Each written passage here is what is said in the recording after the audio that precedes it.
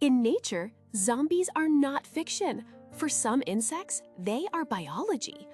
On a quiet forest floor, microscopic fungal spores drift through the air. One lands on an ant, sticks, and slips past its armor. Inside, the fungus grows quietly. The fear isn't that the ant dies, it's that its behavior changes. The ant abandons familiar trails, leaves the colony, and starts climbing. A simple control diagram shows the shift: normal routines replaced by guided movement. The fungus steers the ant to the underside of a leaf, where humidity and temperature are just right. There, the ant locks its jaws in a final grip. Its body becomes a platform. From that perch, the fungus grows and releases spores, raining down on new hosts below. Here's the surprising part.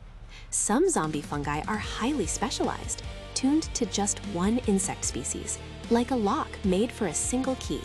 This isn't chaos, it's precision. Zombie fungus is terrifying because it turns survival into control, and control into reproduction. How do insects fight back?